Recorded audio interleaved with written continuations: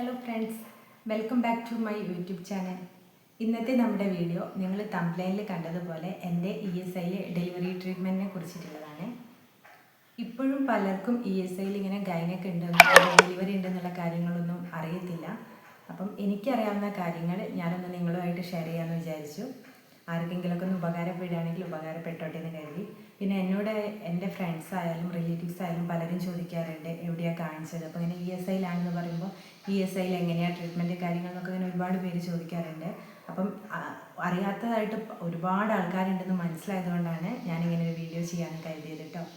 അപ്പോൾ നിങ്ങളുടെ വീഡിയോ കണ്ടുകൊണ്ടിരിക്കുന്ന ആരുടെയെങ്കിലും ഫ്രണ്ട്സോ റിലേറ്റീവ്സോ ആരെങ്കിലും പ്രഗ്നൻ്റ് ആണ്, അവർക്ക് ESI ഒക്കെ ഉണ്ടെന്നുണ്ടെങ്കിൽ അവർക്ക് ഈ വീഡിയോ ഒന്ന് ഷെയർ ചെയ്ത് കൊടുക്കണം കേട്ടോ.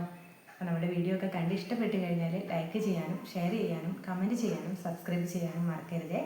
അപ്പോൾ നമുക്ക് വലിച്ചു നീട്ടാതെ വീഡിയോയിലേക്ക് പോകാം.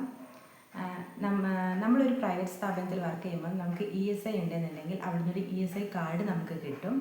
ആ കാർഡും കൊണ്ട് നമ്മുടെ ലോക്കൽ ഡിസ്പെൻസറി, അതായത് തൊട്ടടുത്തുള്ള ഒരു ഡിസ്പെൻസറിയിൽ ESI ഡിസ്പെൻസറിയിൽ പോകണം. കൂട്ടത്തിൽ ഒരു 200 പേജിൻ്റെ നോട്ട് ബുക്കും കൂടെ കയ്യിൽ കരുതണേ. എന്നിട്ട് അത് അവിടെയുള്ള ഡോക്ടറെ നമ്മൾ കാണിച്ചു കഴിഞ്ഞാൽ അവരോട് ഇങ്ങനെ പ്രഗ്നൻ്റ് ആണെന്നുള്ള കാര്യം അറിയിച്ചാൽ അവർ നേരെ നമ്മുടെ മെയിൻ ഹോസ്പിറ്റലിലേക്ക്, ESIൻ്റെ മെയിൻ ഹോസ്പിറ്റലിലേക്ക് നമ്മളെ റെഫർ ചെയ്യും. അപ്പം ഞാനൊരു കോഴിക്കോട്ടുകാരിയാണ്. എൻ്റെ മെയിൻ ഹോസ്പിറ്റൽ വരുന്നത് ഫറൂഖാണ്. അപ്പം അവർ റെഫർ ചെയ്ത് കഴിഞ്ഞാൽ അവിടെ നമ്മൾ ഫറൂഖ് ഹോസ്പിറ്റലിൽ തിങ്കൾ മുതൽ വ്യാഴം വരെയാണ് ഗൈനക്കിൻ്റെ OP ഉള്ളത്. അതിൽ ഏതെങ്കിലും ഒരു ദിവസം നല്ല രാവിലെ തന്നെ ഒരു 8 മണിയൊക്കെ ആകുമ്പോൾ അവിടെ OP ടിക്കറ്റ് കൊടുക്കാൻ വേണ്ടി തുടങ്ങും. അപ്പോൾ അത്യാവശ്യം നേരത്തെ തന്നെ നമ്മൾ പോകുക, എന്നാലും നമ്മുടെ കാര്യങ്ങളൊക്കെ നമുക്കൊന്ന് ഒരു ദിവസം കൊണ്ട് എന്നുള്ള രീതിയിൽ ചെയ്തു തീർക്കാൻ വേണ്ടി പറ്റുള്ളൂ. അല്ലെങ്കിൽ ഡിലേ വരും, ടൈം എടുക്കും. അതുകൊണ്ടൊക്കെ ESI പലർക്കും ESIയിലാണ് പോകാൻ പറയുന്നത് ഒരു മടിയുള്ള കാര്യമാണ്, ഒരു ദിവസത്തെ മെനക്കേടാന്നൊക്കെ ചിലർ പറയുക. പക്ഷേ അത് മെനക്കെട്ടാൽ നമുക്ക് അതിൻ്റേതായ ബെനിഫിറ്റ് ഉണ്ട് കേട്ടോ. അപ്പം ESIയിൽ നമ്മൾ ഫറൂഖ് ESIയിൽ ഇപ്പം ഞാൻ കോഴിക്കോട്ടുകാരിയാണ്, ഞാൻ ഫറൂഖിൽ കാണിച്ചതുകൊണ്ടാണ് ഇങ്ങനെ ഫറൂഖ് എന്ന് പറഞ്ഞു പോകുന്നത്. അപ്പോൾ ഫറൂഖിൽ എത്തിയതിൽ അവിടെ ഇതേപോലെ തന്നെ നമ്മൾ OP ടിക്കറ്റ് എടുക്കണം. OP ടിക്കറ്റ് എടുത്ത് നേരെ ഗൈനക്കിൻ്റെ OPയിൽ കാണിക്കാം. അവിടെ ചെന്ന് കഴിഞ്ഞാൽ നമ്മൾ ഡോക്ടറെ കാണുന്നതിന് മുന്നേ തന്നെ അവർ നമ്മുടെ വെയ്റ്റും അതുപോലെ BPയും ചെക്ക് ചെയ്യും. അതിനുശേഷം നമുക്ക് മാഡത്തിനെ കാണിക്കാൻ വേണ്ടി പറ്റും.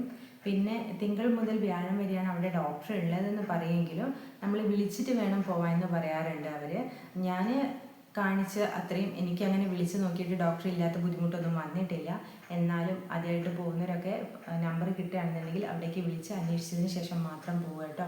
അല്ലെങ്കിൽ നമ്മളൊരു ദിവസം അതിനായിട്ട് പോയിട്ട് ഡോക്ടേഴ്സ് ഇല്ല എന്ന് പറയുമ്പോൾ തിരിച്ചു വരിക എന്ന് പറയുന്നത് കുറച്ച് റിസ്ക് ഉള്ള കാര്യമാണ്.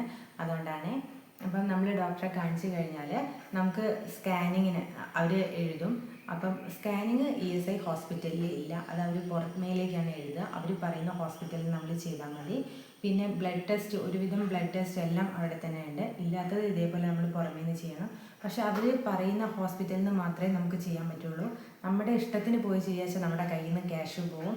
അതെല്ലാം അവർ പറഞ്ഞിട്ടുള്ള ആ ഹോസ്പിറ്റലിൽ തന്നെ ചെയ്യുന്നതെന്നുണ്ടെങ്കിൽ നമുക്ക് വേറൊരു ക്യാഷും വേറെ കൊടുക്കേണ്ടതായിട്ട് വരുന്നില്ല. അപ്പം ഇപ്പം ഞാൻ ഫസ്റ്റിലെ സ്കാനിങ് എനിക്ക് അറിയില്ലായിരുന്നു ഇങ്ങനെ അവർ പറയുന്ന ഹോസ്പിറ്റലിനെ ചെയ്യാൻ പറ്റുള്ളൂ, അതിനുള്ള കുറച്ച് പേപ്പേഴ്സ് റെഡിയാക്കാനുണ്ട്. ആ കാര്യങ്ങളൊന്നും എനിക്ക് അറിയില്ലായിരുന്നു. അതുകൊണ്ട് ഞാനൊരു പ്രൈവറ്റ് ഹോസ്പിറ്റലിൽ പോയി സ്കാനൊക്കെ ചെയ്യുകയാണ് ഉണ്ടായിട്ടുണ്ടായിരുന്നത്. പിന്നെ അടുത്തത് 3-ാം മാസത്തിലെ സ്കാനിങ് മുതൽ എന്നോട് ഡോക്ടർ പറഞ്ഞു ഇങ്ങനെ പ്രൈവറ്റായിട്ട് ചെയ്യേണ്ട, നിങ്ങൾക്ക് ഇങ്ങനെ അവർ പറയുന്ന ഹോസ്പിറ്റലിൽ തന്നെ ചെയ്താൽ മതി എന്നുള്ളത് മാഡം പറഞ്ഞതിന് ശേഷം ഞാൻ അങ്ങനെയാണ് ചെയ്യാറ്. അപ്പം നമ്മൾ ഇത്തിരി നേരത്തെ തന്നെ പോയി മാഡത്തിന് സ്കാനിങ് വരുന്നത് നമുക്ക് ഏകദേശം അറിയാമല്ലോ. 1 മന്ത്, 3 മന്ത്, 5 മന്ത് ആ ഒരു ഇതിലാണല്ലോ സ്കാനിങ് വരുന്നത്. അപ്പോൾ ആ ഒരു സ്കാനിങ് വരുന്നുള്ള സമയത്ത് നമ്മൾ കുറച്ചും കൂടെ നേരത്തെ പോയി നേരത്തെ തന്നെ ഡോക്ടറെ കാണിക്കാൻ വേണ്ടി ശ്രമിക്കുക. എന്നിട്ട് ഡോക്ടറെ കാണിച്ചു കഴിഞ്ഞാൽ അവർ സ്കാനിങ്ങിന് എഴുതിയാൽ നമ്മൾ നേരെ നമ്മുടെ ലോക്കൽ ഡിസ്പെൻസറിയിലേക്ക് പോകണം. അവിടെ പോകുമ്പോൾ കൂട്ടത്തിൽ നമ്മളൊരു 4 കോപ്പി ഫോട്ടോ കൂടി കയ്യിൽ കരുതണേ. കയ്യിൽ ഫോട്ടോയും കൂടെ കരുതിയിട്ട് അവിടെ നിന്ന് കുറച്ച് പേപ്പേഴ്സ് അവർ റെഡിയാക്കും. പിന്നെ ഒരു ഫോട്ടോയും അവിടെ കൊടുക്കണം.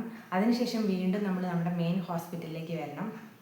പക്ഷേ ഈ പേപ്പേഴ്സ് റെഡിയാക്കാനൊന്നും നമ്മൾ പോകേണ്ട ആവശ്യമില്ല കേട്ടോ. ഹസ്ബൻഡോ അല്ലെങ്കിൽ വേറെ ആരെങ്കിലും പോയി ചെയ്താൽ മതി, നമ്മൾ പോകേണ്ട ആവശ്യമില്ല.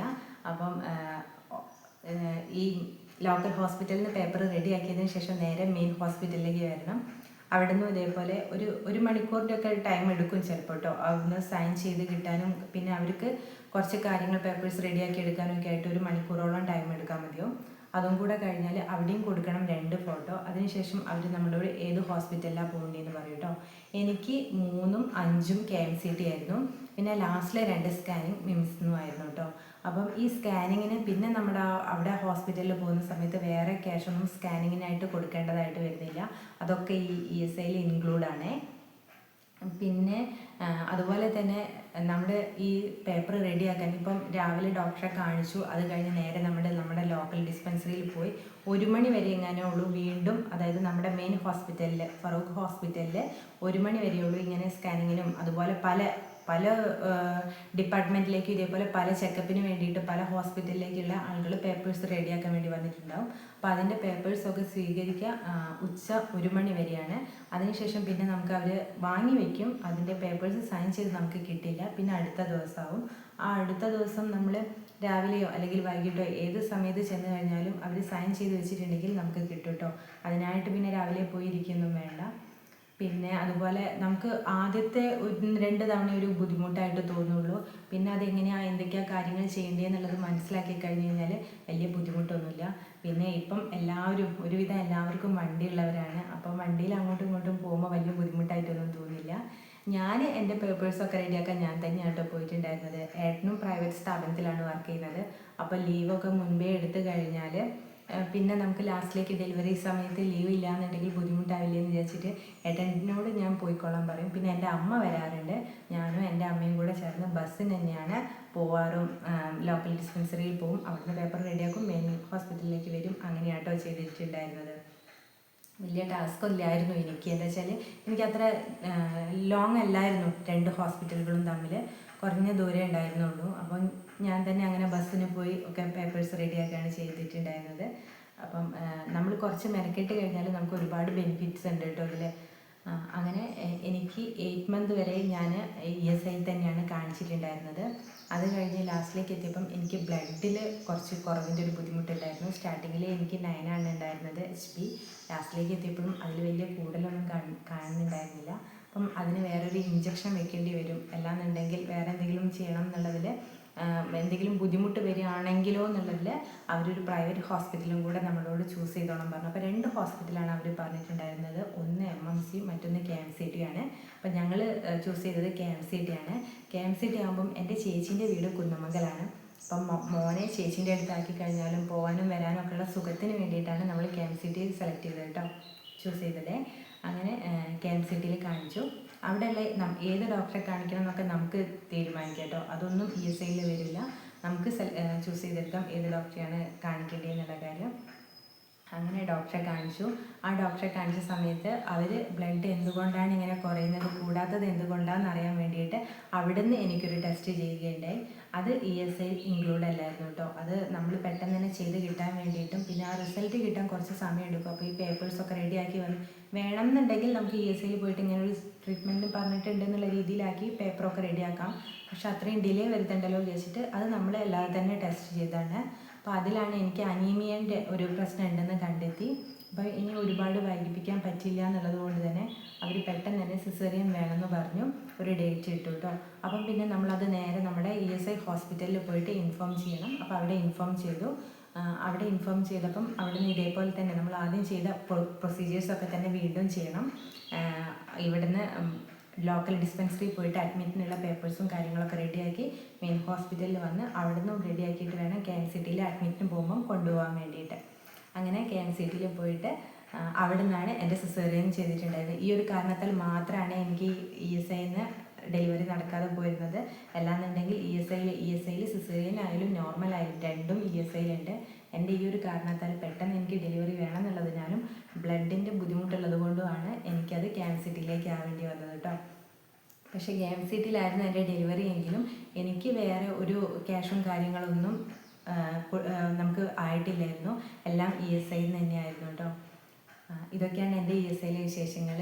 പിന്നെ ESI ഡെലിവറീൻ്റെ വിശേഷങ്ങൾ കേട്ടോ. അപ്പോൾ ഇതിനെപ്പറ്റി വേറെ എന്തെങ്കിലും ഡൗട്ടോ കാര്യങ്ങളോ ഉണ്ടെന്നുണ്ടെങ്കിൽ നിങ്ങൾ കമൻ്റായിട്ട് ചോദിച്ചോളൂ. ഞാൻ എനിക്കറിയാവുന്ന കാര്യങ്ങളൊക്കെ പറഞ്ഞു തരാം. അപ്പം എല്ലാവർക്കും വീഡിയോ ഇഷ്ടപ്പെട്ടെന്ന് വിചാരിക്കുന്നു.